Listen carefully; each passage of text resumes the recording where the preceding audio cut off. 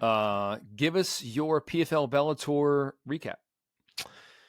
Yeah, so this is why we're not doing a lightning round this week, because there was a fuck ton of meaningful PFL and Bellator fights. So here we are to do them. Unfortunately, they were very hard to find online.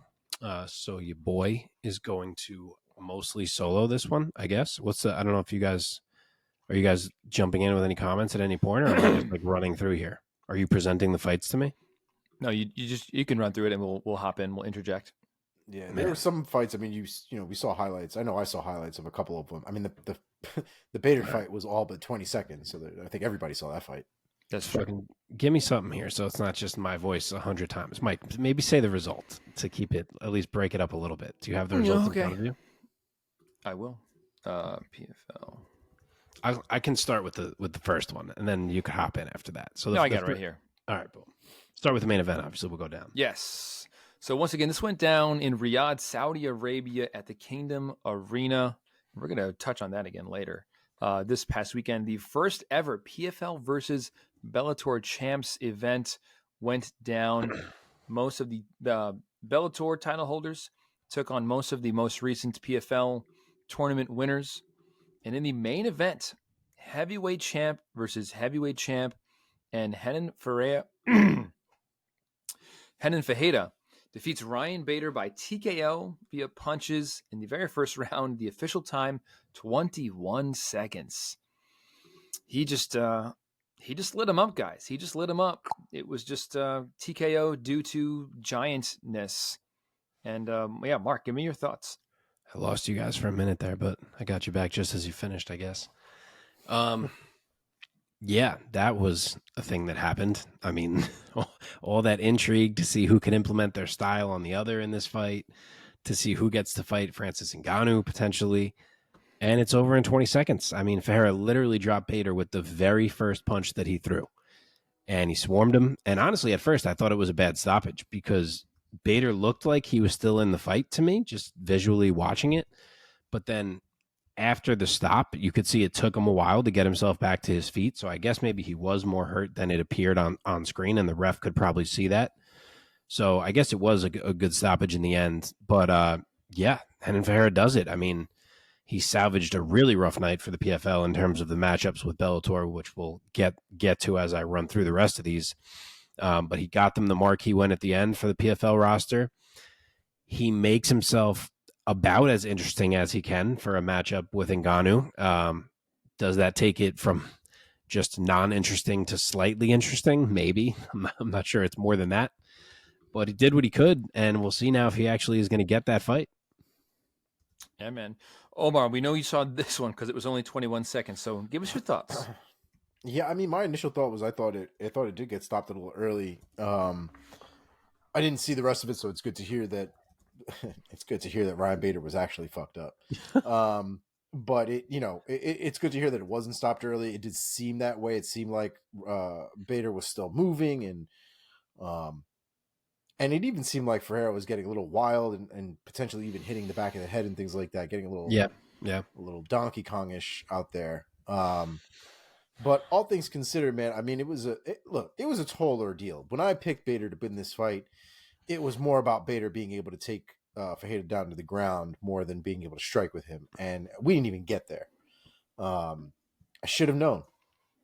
I should have known from the fight when Ryan Bader tried to swan dive to get John Jones. That's how he deals with guys that are insanely tall. I should have known. But yeah, it's true, man. I haven't picked Bader for a fight in like a fucking decade, but the one that I picked Bader for is the one that he gets obliterated in like 20 seconds. He really just walked right into range. Like it was like, wait, did no one tell you were fighting a giant? Like what? I don't know if he knew that he'd walked into range. I think that's really what it was. Yeah, I agree. I think he completely misgauged how but that's long what I mean. And how. Yeah, I don't know. Yeah, I don't know. I tried to give this boy the benefit of the doubt, and here we are. Yeah. Okay, co-main. So I'll do for the matchups for the title fights. I guess I'll mention both guys quickly, just for the 3 title fights. For the others, I'll mention the winner briefly. But here, so yeah, they're obviously the PFL is pushing this Ngannou idea very hugely, and I get why, because it's a big moneymaker for them. Plus, they publicized it before the card, I'm sure, to get people to buy this card. Who knows what the results were there? I haven't seen the numbers yet that they did on pay-per-view. But, okay, if Francis Ngannou loses to Anthony Joshua, then, all right, maybe I do see it, that he's going to come fight Renan Ferreira in the PFL. If he ever beat Anthony Joshua, I find it really hard to believe this fight actually happens. Like, do you guys think he'd come off a win over Joshua and take this fight? I don't know. What do you think? Omar, you muted. I kind of do. I mean, it's really, because I think more than anything, I think it's his status as the heavyweight champ. I think it's his status as the potential face of the PFL, as the potential king of the PFL. I think he's just going with what he has to work with. You know what I mean? I think because he has the freedom to do both, I think for him, it's in his head. I would imagine it's just an easy payday. I don't know how true that is. Maybe. I mean, what if you ever lost to fucking Renan Ferreira? But I guess he doesn't think he could. Well, he ain't gonna lose the way Bader lost. I can tell you that. I saw he was like minus 900 on the early lines that came out. Well, I think Ferreira would probably have a lot more fear and respect of Ngannou than Bader. So better. Oh yeah. Yeah. I mean, that'd be a great fight to see, man. So, Mark, what do you think? That's what I'm saying. If he beat Joshua, I find it hard to believe he takes that Ferreira fight, because if he beats Joshua, it's going to be like, all right, you're going to fight fucking Tyson Fury, or oh my God, help! Who was Tyson Fury just supposed to fight? Holy God, Usyk. Yes, Usyk. Jesus Lord. Yeah. I couldn't switch my mind from MMA into boxing. Yeah, if he beats Joshua, it's going to be one of those two men. And is he going to be like, all right, let me pump the brakes on that, like wait for me, and I'm going to go fight Renan Ferreira in the PFL? Like, I don't know. It's just, there's so much fucking money in boxing. But, I mean, who knows what it is contractually? Maybe he has to. I have no idea. But, yeah, I guess we will see. But Renan Ferreira has certainly done his best to try to get what is easily, bar none, the biggest fight he's ever been in his life. So good for him. Yeah, man. Yeah, good for him. And then as for Bader, I don't even know how this works. Like, is he still the Bellator heavyweight champion? Yeah. It seems like he is. I'm not sure. But if he is, I would like to see him still have to fight Linton Vassell, because Linton Vassell was running through people and was supposed to fight Bader, and obviously got hurt, and that fight didn't happen. And I would love to see him actually get the title shot that he was supposed to have, because he has been looking fantastic.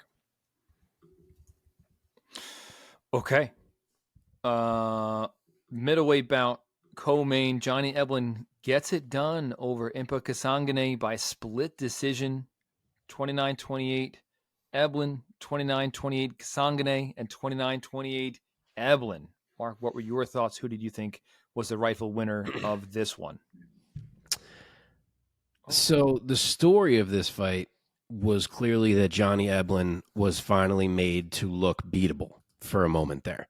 So credit to Impa Kasanganay for that. He dropped Eblen. He hurt him more than once in that round. There was a large survival period that Eblen had to get through. But also credit to Eblen, man, because it's MMA, and sometimes you're going to get caught, and he did. And guess what? He still won the fight. So there's a lot of tweets out there I'm seeing making fun of Johnny Eblen and recording him locally. What happened? You're still freezing, but it'll be fine. Dude, why? Because you're recording locally. Yeah, you're good. Very annoying.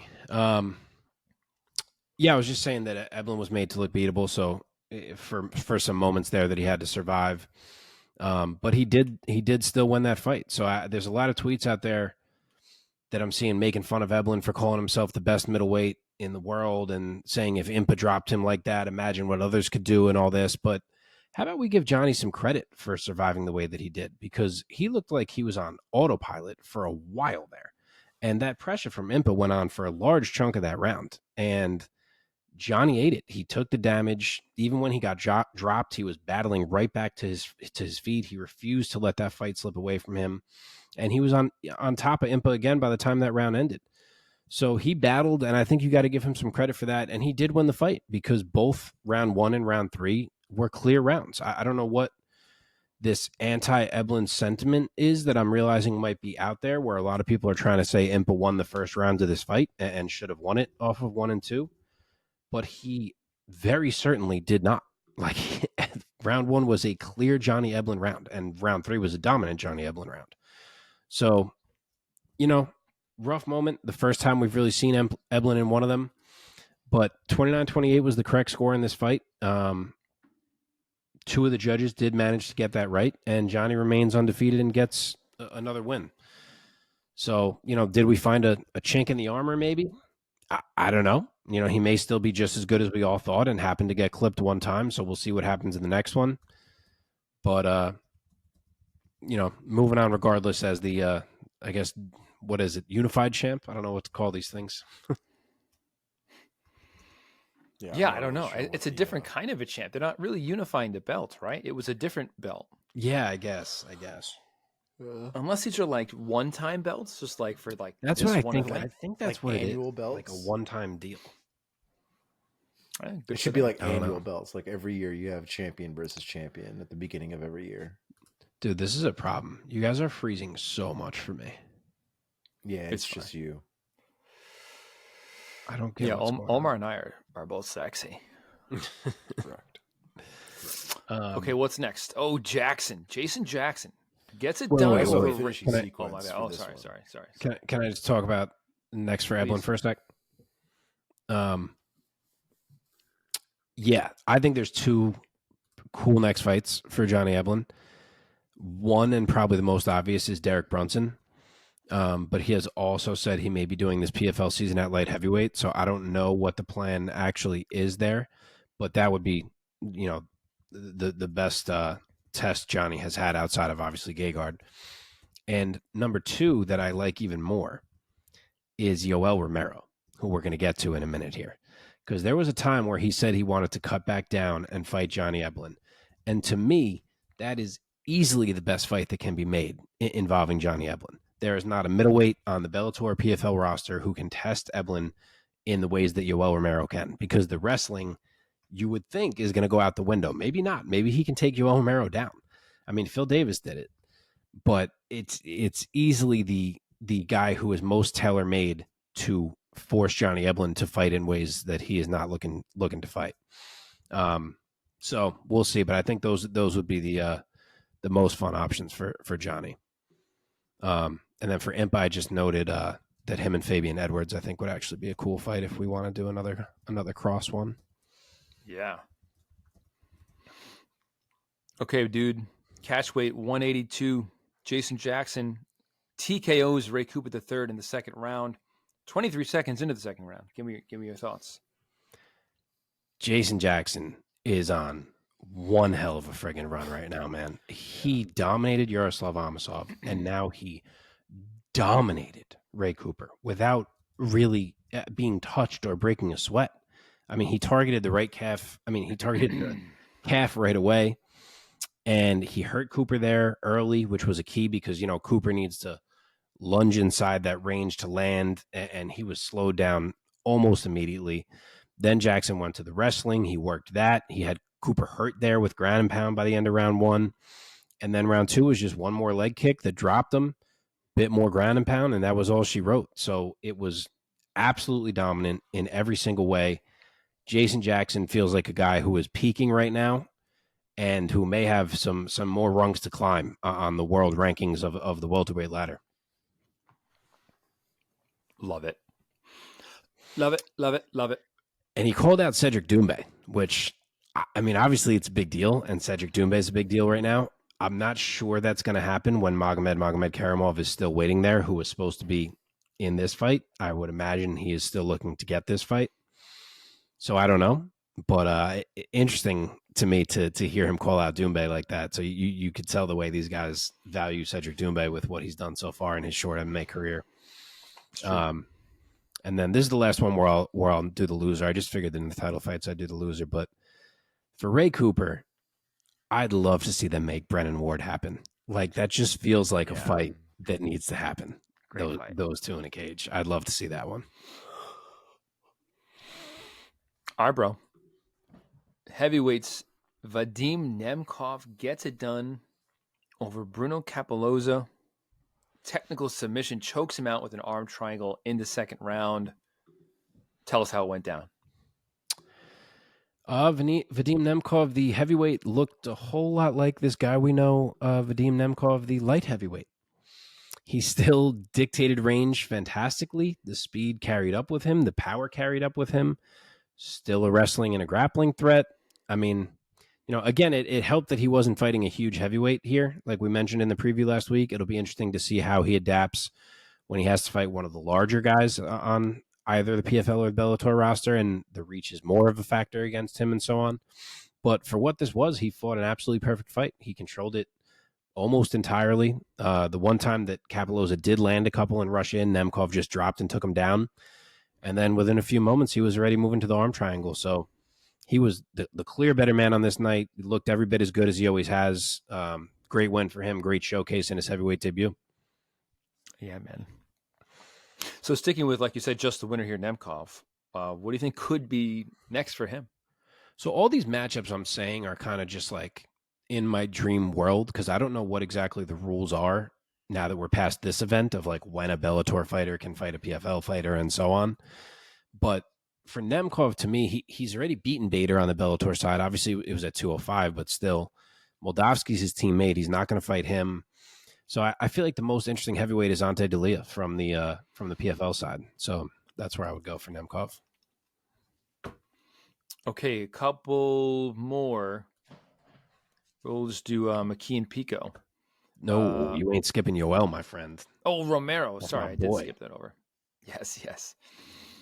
Yoel Romero, at the age of, 46? 46 years old, defeats Thiago Santos by unanimous decision. The scorecards read 30-27, 30-27, and a 29-28. What are your thoughts? So there's not a whole lot to say about the fight itself, and sadly that's because there's not a whole lot left to say about Thiago Santos at this point in his career. I feel mean saying that. But, Yoel fought well. He still looked quick as ever. He wasn't hugely active, but he never is. But Thiago just didn't do much of anything. And that also, Yoel always waits for the openings. There were no openings really because Thiago wasn't doing anything. So Yoel just stayed ahead all fight long. He found some moments to explode here and there. He wrecked the legs of Thiago. That was the one thing he was doing all fight, and that's what definitely earned him the clear decision that he got. So good on him. But it's just crazy to see Thiago Santos fighting the way that he is. Like a newer fan would never believe you if you were describing the runaway train that this man used to be in there. So that sucks to watch if you're a fan of Santos from his heyday. I'm not sure what his next move is, but Yoel keeps it moving. And as I always say, Yoel forever. I hope this man is fighting when he's 50. That'll be a sight to see, man. And he's going to look just as good when he's 50, man. He's going to look better. Yeah. And as for the matchup, I said earlier, I would love to see him go to 185 again and fight Johnny Eblen. I would just be so into that fight. But if not, he can wait for the winner of this Corey Anderson and Carl Moore fight for the now vacant Bellator light heavyweight title. He hasn't fought either of those guys, so why not? Okay, let's go now to, who are we doing? AJ. Now it's AJ. AJ McKee, who you picked in this fight, right? I did, yeah. There was a bit of controversy in our comments from last week. We cleared that up. Shout out to my boy who I was debating with over AJ McKee. We cheered for him. We got our win, and we pieced it up in the end. That's all love with that man. I wish I could remember his username right now, but I cannot. Off top. Something with a D. It was his first name. Mm-hmm. Anyway, Mark Prio winning over fans one at a time down in the comments. Growing this audience. I love it, man. I love it. I don't take the time to go into the comments. I'm like, oh, what's the point? But dude, when you go right back at people, and I'm like, what's the point? But then you become friends with them and like win them over. I'm like, clap it up, man. Clap it up. That's the strategy. Yeah, I'm the one that comes outside with the knife in my hand, like, talking shit. Yeah, I had to delete Omar's comment. Nothing constructive about anything I put up in the comment section. Okay, here we go. This opened the main card on ESPN Plus and DAZN in the lightweight division. McKee defeated Clay Collard by submission via armbar in the very first round. The official time 1:10 of round 1. Give us your thoughts on McKee getting the dub. Again. No, we're here. It all patched together. Don't worry. Come back. Yeah, you're back. Sorry for the delay, folks. We're having some freezing issues. I loved everything I saw from AJ McKee. This was the exact performance that I wanted from him.